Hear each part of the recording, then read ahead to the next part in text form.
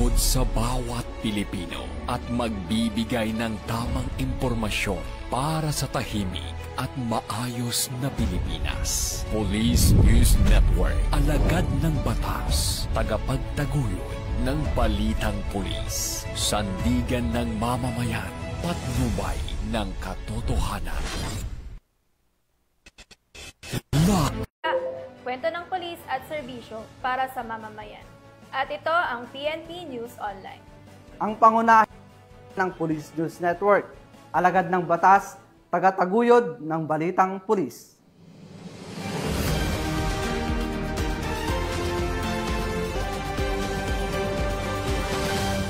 Narito ang mga balitang dapat niyong abangan. 2 Korean nationals na iligtas sa tangkang kidnapping, 3 suspect arestado ng Pampanga PNP sa Clark Freeport Zone, Mabalakad City, Pampanga.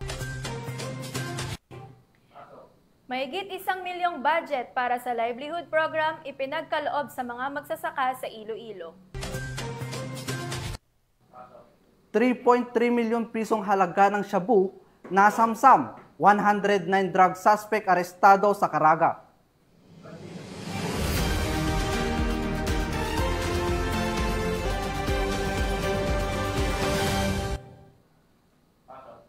Narito ang mga balitang hatid ng ating PNN correspondents mula sa iba't ibang panig ng bansa.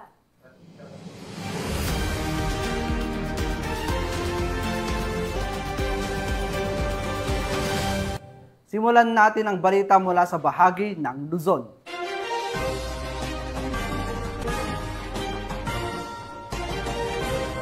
Arestado ang top 10 most wanted person ng Reyon 2 na sangkot sa kasong panggagahasa matapos ang sinagawang operasyon ng mga otoridad sa Cordon Isabela. Patuloy naman ang kampanya kontra kriminalidad ng pambansang pulisya upang mapanatili ang kaayusan at kapayapaan ng lugar. Ang buong detalye ng balita kay Patrolwoman Richelle Ledesma. Ng pinagsanib na persa ng Cordon Police Station at iba pang unit ng PNP ang isang lalaki na kabilang sa listahan ng Regional Most Wanted Person sa Barangay Sagat, Cordon Isabela. Kinilalang suspect sa alias Mark Lee, 19 taong gulang, binata at residente ng nasabing bayan.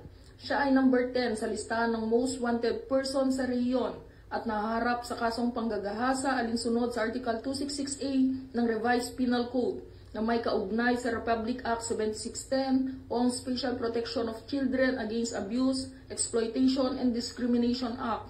Batay sa investigasyon ng pulisya, dumulong ang magulang ng biktima upang iulat ang umano'y pang-aabusong naganap noong Oktubre 14, 2024 sa bayan ng Difun, Quirino. Ayon sa investigasyon, ang biktima ay paulit-ulit na pinagsamantalahan ng suspect kasama ang 2 nitong kasamahan. Ang pag-aresto sa suspect ay sinagawa sa bisa ng warrant of arrest na inilabas noong ika-27 ng Mayo taong kasalukuyan ng Regional Trial Court Branch 32 sa Cabarugis, Quirino. Ang nasabing warrant ay kaugnay ng 3 kasong kriminal na may walang inirekomendang piyansa. Ayon kay Police Brigadier General Roy B. Pareña, Regional Director ng Police Regional Office 2, ang pagka-aresto sa suspect ay patunay na walang humpay nating kampanya para sa hustisya ng mga biktima ng karumal-dumal na krimen. Hindi titigil ang Police Regional Office 2 hanggat ang lahat ng mga wanted person, lalo na yaong mga akusado ng pang-aabuso sa kababaihan at kabataan ay nahiharap sa batas. Ang pagkahuli ay malinaw na patunay ng ating matatag na paninindigan ng Valley Cops sa pagbibigay proteksyon sa pinaka-vulnerableng sektor ng ating lipunan tungo sa mas tahimik at payapang pamayanan para sa bagong Pilipinas. Mula dito sa Lambak ng Cagayan, ako ang inyong PNN correspondent, Patrolwoman Rich Ledesma, alagad ng batas, tagataguyod ng balitang pulis. Maraming salamat, Patrolwoman Ledesma. Inaresto naman ng Makati PNP ang 3 street-level individuals at nasaba ang aabot sa mahigit 100,000 pisong halaga ng inilalang shabu sa isang matagumpay na operasyon kontra iligal na droga. Para sa ulat, narito si Patrolwoman Mika May Pahiwag. Arestado ang 3 street-level drug personality ng mga operatiban ng Makati City Police Station Drug Enforcement Unit sa isinagawang buy-bust operation sa Makati City. Kinilala ang mga suspek na sina alias Alvin, 50 taong gulang, alias Boyet, 52 taong gulang at alias JR na 20 taong gulang. Nasamsam sa kanila ang 4 na sachet ng hinihinalang shabu na tumitimbang ng 20.50 gramo na nagkakahalaga ng humigit kumulang 139,400 pesos. Kabilang din sa nakumpiska ng Makati Police ay ang isang gray metallic Mitsubishi Expander, isang cellphone at buy-bus money. Sasampahan ng kasong paglabag sa Republic Act 9165 o ang Comprehensive Dangerous Drugs Act of 2002 ang mga nasabing suspek. Mula dito sa Camp Bagong Diwa, Bikutan, Taguig City, ako ang inyong PNN correspondent, Patrolwoman Mika May Bahiwag, alagad ng batas, tagataguyod ng balitang pulis. Maraming salamat, Patrolwoman Bahiwag. Naligtas ang 2 Korean nationals mula sa tangkang kidnapping habang 3 suspect ang agad na naaresto ng Pampanga PNP sa loob ng Clark Freeport Zone sa Mabalacat City, Pampanga. Ibinabalita ito ni Patrolwoman Gilly Peña. Nabigo ang isang tangkang pagdukot sa 2 Koreano matapos ang mabilis na aksyon ng Mabalacat City Police Station sa loob ng Clark Freeport Zone, Mabalacat City, Pampanga nito lamang Agosto 24 taong kasalukuyan. Kinilala ang mga biktima na sina Ho Jun-jo, 32 anyos, residente ng Angeles City at Jong Song-nak, 33 anyos, residente ng nasabing lugar. Batay sa paunang investigasyon, nakatanggap ng tawag ang pulisya mula sa Clark Development Corporation hinggil sa nagaganap na abduction. Sa mabilis na pagresponde ng mga otoridad, agad nilang naabutan at nasa kote ang mga suspect matapos ang mainit na habulan. Nadakip ang 3 suspect, kabilang ang isang aktibong sundalo, habang patuloy namang pinaghahanap ang 3 iba pang suspect na tumakas matapos ang operasyon. Na-recover sa mga naarestong suspect ang iba't ibang armas kabilang ang 3 baril, 4 na magasin na may mga bala, isang susi ng sasakyan, 9 na iba't ibang identification cards at isang Ford na kulay itim na may plakang NHF 6831 na ginamit sa krimen. Kasong paglabag sa RA 10591 o ang Comprehensive Firearms and Ammunition Regulation Act at abduction ang kinakaharap ngayon ng mga suspect na nakakulong sa Mabalacat CPS. Ayon kay Police Colonel Eugene M. Marcelo, Provincial Director ng Pampanga Police Provincial Office, magsisilbing babala ito na walang kriminal ang makakatakas sa batas sa Pampanga at patuloy na ipapatupad ng pulisya ang mabilis at matapang na aksyon para sa seguridad ng publiko. Mula dito sa Police Regional Office 3, ako ang inyong PNN Correspondent, Patrolwoman Gilly Advincula Peña, alagad ng batas, tagataguyod ng balitang pulis. Maraming salamat, Patrolwoman Peña. Naaresto ang 2 individual sa ginasang buy-bus operation ng Antipolo PNP bilang bahagi ng pinaigting na kampanya laban sa iligal na droga. Narito ang ulat ni Patrolwoman Jessie Chris Obrero.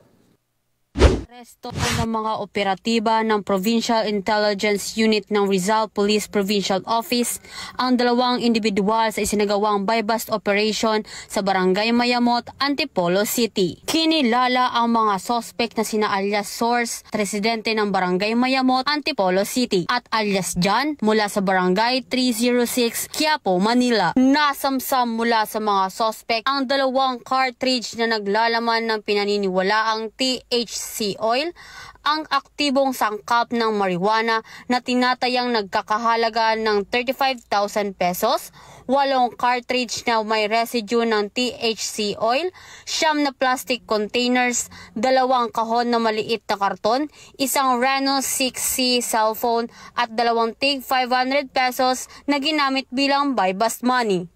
Lahat ng ebidensya ay may tamang markings at pinirmahan ng mga arresting officer.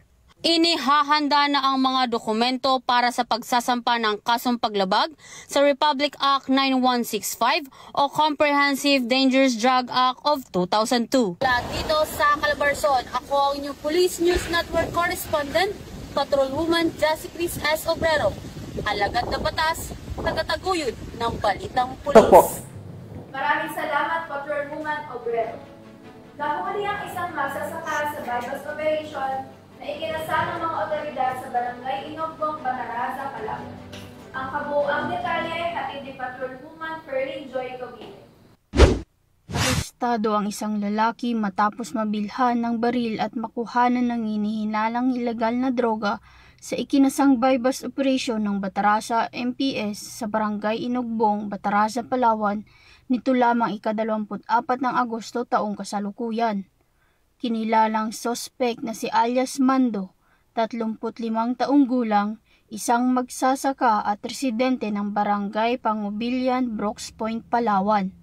Sa isinagawang operasyon, nabilhan si Mando ng mga operatiba ng isang improvised shotgun ng isang nagpanggap na pusher buyer. Bukod sa baril, nakumpiska rin sa possession ng suspect ang 2 sachet ng naglalaman ng hinilaang shabu. Sa ngayon ay nasa kustodiya na ng Batarasa Municipal Police Station ang suspect na haharap sa kasong paglabag sa RA 10591 o Illegal Possession of Firearms at RA 9165 o ang Comprehensive Dangerous Drugs Act of 2002. Patuloy namang pinaalahanan ng pambansang pulisya ang publiko na makipagtulungan sa kampanya kontra ilegal na gawain upang mapanatili ang kapayapaan at kaayusan sa komunidad.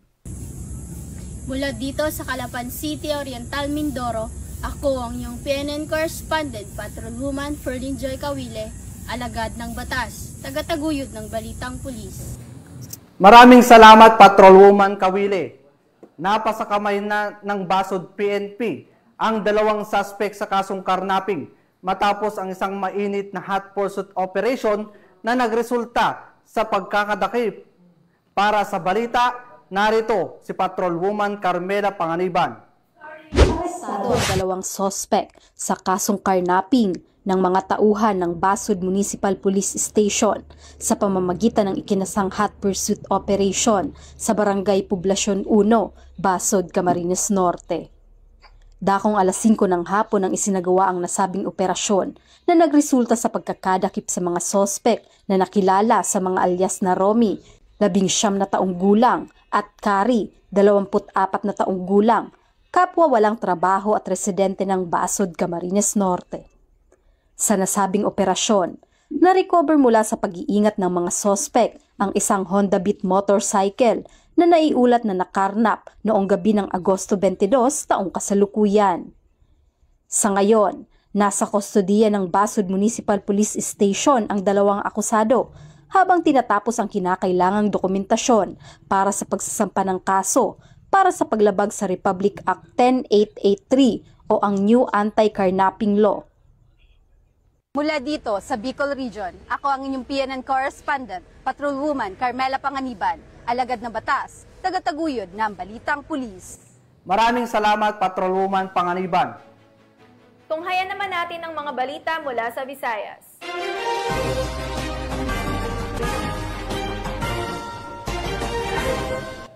Ipinagkaloob sa mga magsasaka ng Iloilo ang mahigit 1 milyong pisong pondo para sa livelihood program na layong palakasin ang kanilang kabuhayan. Ang ulat ay hatid ni Patrolwoman Charmin Balonsat. Matagumpay na naisagawa ng RPSB Team Igbaras sa pangunguna ng kanilang team leader na si Police Captain Danilo Nuca ang pangangasiwa ng releasing ng DOLE Integrated Livelihood Program na nagkakahalaga ng 1,280,000 para sa Barangay Indaluyan Farmers Association nito lamang ika-26 ng Agosto taong kasalukuyan sa covered court ng Barangay Indaluyan, Igbaras, Iloilo. Pinangunahan ni Benigno C. Cabadon Jr., DILP focal person ng DOLE Iloilo Field Office ang turnover ng pundo kasama sina Kelly Francis Santillan, Christine Faith Misaon at Mubahar Hinjana, mga tupad coordinators. Dumalo rin sa makabuluhang aktibidad sina Honorable Attorney Vicente Scorpion Jr., Municipal Mayor ng Igbaras, at SB member Fatima Ibanin kasama ang mga barangay at SK officials. Formal namang tinanggap ni Mr. Enrico Eripol, presidente ng Farmers Association, kasama ang mga opisyal ng barangay ang nasabing tulong pinansyal na inaasahang magbibigay ng malaking ambag sa mga proyektong pangkabuhayan kabilang ang rice mill, corn cracker, corn chiller, at trading operations. Ang nasabing inisyatiba ay nagbigay ng pag-asa, pagkakaisa at pananabik para sa mas maliwanag na kinabukasan tungo sa kaunlaran sa agrikultura at kabuhayan ng nasabing barangay. Patuloy ang RPSB Team Igbaras sa kanilang malasakit sa komunidad sa pamamagitan ng aktibong pakikilahok at pagtulong sa mga programang magbibigay benepisyo at kabuhayan sa mamamayan tungo sa kapayapaan at kaunlaran. Mula dito sa Police Regional Office 6, ako ang inyong Police News Network Correspondent, Patrolwoman Charmaine Balunsat, alagad ng batas, tagataguyod ng Balitang Pulis. Maraming salamat, Patrolwoman Balunsat.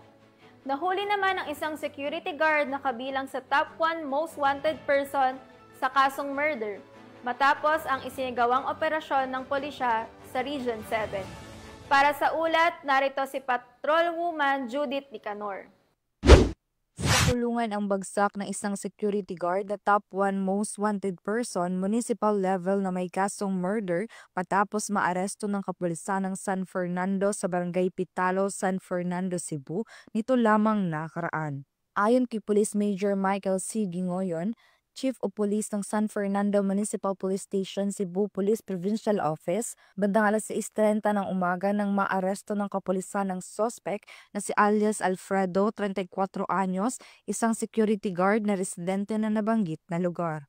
Ang notorious na suspect ay naaresto ng mga otoridad sa bisa ng warrant of arrest para sa kasong murder na inisyo ni Honorable Joy Bracero Redoble, presiding judge ng RTC Branch 77, Carcar City na wala rekomendadong piyansa. Samantala, kasalukuyang nasa kustudiya ng San Fernando MPS ng suspect para sa dokumentasyon at tamang disposisyon. By personnel from San Fernando Municipal Police Station led by Police Major Michael Cabuslay Gingoyon, Chief of Police. This accomplishment proves our unwavering commitment to enforce the law and keep our community safe. This arrest sends a strong message. The law will catch up with those who choose to hide and break it. The PNP is committed in pursuing all fugitives from justice. We also urge the public to remain vigilant and to continue cooperating with authorities. Information, no matter how small, can make a big difference. We thank the public for their support and encourage everyone to report suspicious activities through our hotlines or the nearest police station. The fight against crimes is a shared responsibility, and together we can make our communities safer. Ang kapulisan ng San Fernando ay walang tigil sa pagsasagawa at pagpapaigting ng kampanya laban sa anumang uri ng kriminalidad upang masiguro ang kaayusan sa kanilang nasasakupan dahil sa bagong Pilipinas, ang gusto ng pulis, ligtas ka. Mula dito sa Central Visayas, ako yung Police News Network Correspondent, Patrolwoman Judith Nicanor, lagad ng batas, tagataguyod ng Balitang Pulis. Maraming salamat, Patrolwoman Nicanor. Nagbalik loob sa pamahalaan ang isang miyembro ng Communist Terrorist Group sa Barangay Cristina, Calubian, Leyte bilang suporta sa programang pangkapayapaan ng gobyerno. Ibabalita yan ni Patrolwoman Cristel Palafon. PNP SAF 805th Maneuver Company, Regional Mobile Force Battalion 8 at Calubian Municipal Police Station. Isinuko rin ng nasabing surrendery ang isang unit ng homemade shotgun at 2 bala. Samantala, nakatanggap naman ang nagbalik loob ng agarang tulong pinansyal at bigas mula sa mga kapulisan. Ang dating miyembro ng CTG ay nasa kustudiya na ng 2nd Leyte PMFC para sa kanyang pagsasailalim sa programa ng ating gobyerno na Enhanced Comprehensive Local Integration Program o ECLIP. Ang pagbabalik loob ng nasabing surrendery ay representasyon na ang mga programa ng ating gobyerno sa pagwawakas ng insurhensya at terorismo ay matagumpay na naipapatupad tungo sa pagkamit ng payapa at maunlad na bagong Pilipinas. Mula dito sa Eastern Visayas, ako ang inyong PNN correspondent, Patrolwoman Palafox, alagad ng batas, tagataguyod ng Balitang Pulis. Maraming salamat, Patrolwoman Palafox.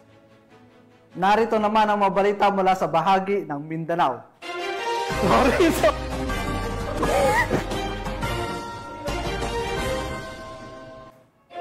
Inaresto ng Bukidnon PNP ang isang drug suspect sa matagumpay na isinagawang bypass operation na bahagi ng pinaigting na kampanya kontra iligal na droga. Patuloy ang mahigpit na pagbabantay ng pulisya upang masugpo ang pagkalat ng ipinagbabawal na droga na maaaring makasira sa kapayapaan ng bansa. Ang balitang ito ay hatid ni Patrolwoman Rhea May Sanchez. Arestado ang individual sa isinagawang joint buy-bust operation ng Regional Drug Enforcement Unit 10 at Bukidnon Provincial Intelligence Unit katuwang ang mga kapulisan ng Valencia City Police Station sa Barangay Poblacion, Valencia City, Bukidnon. Kinilala ni Police Lieutenant Colonel Brian M. Panganiban, officer in charge ng Valencia City Police Station, ang drug suspect na si alias Chris, lalaki, 20 anyos at residente ng nasabing lugar.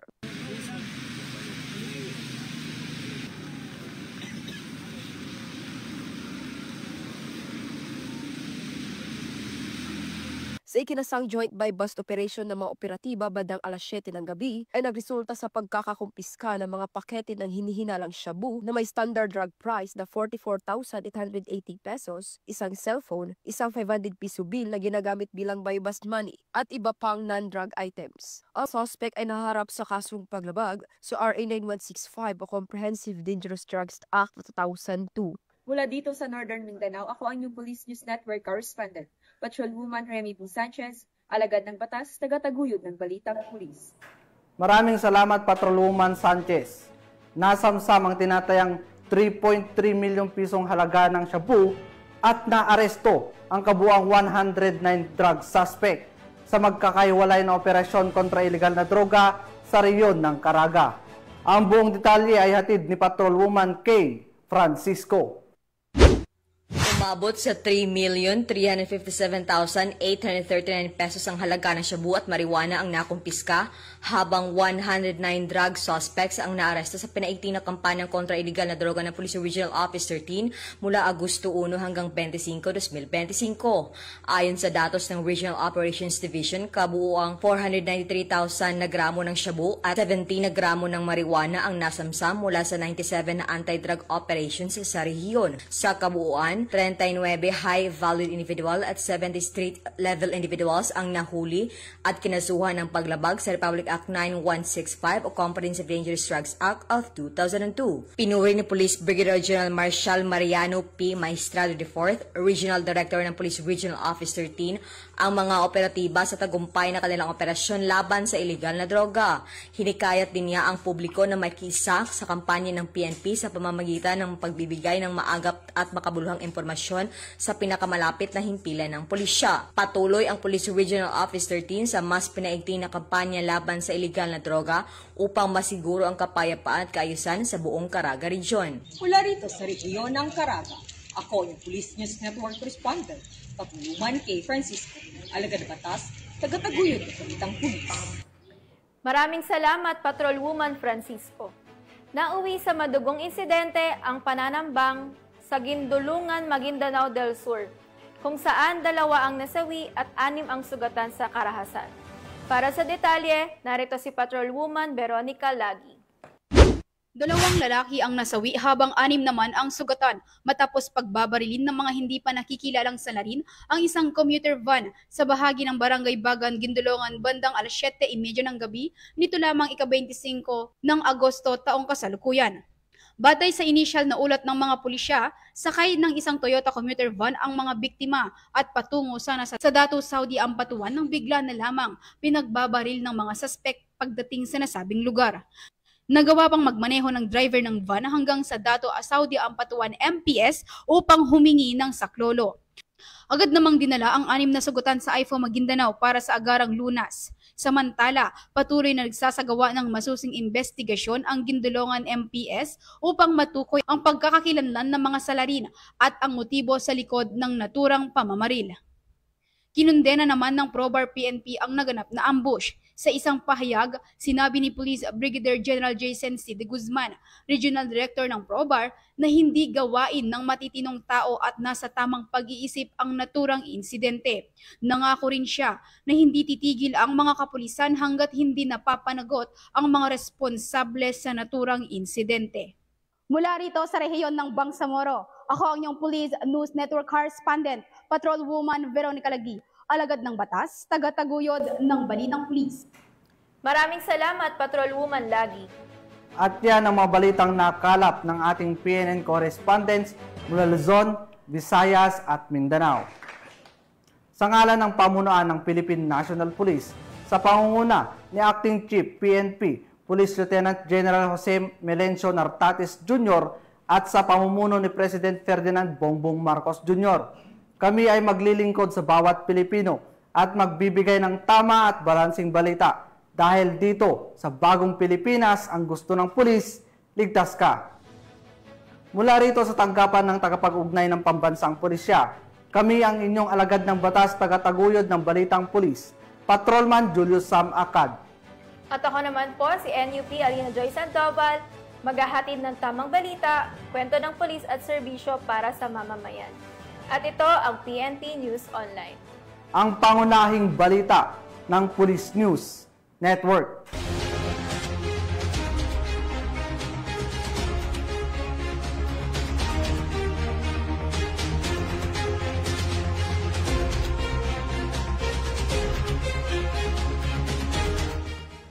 Police News Network, alagad ng batas, tagapagtaguyod ng balitang pulis.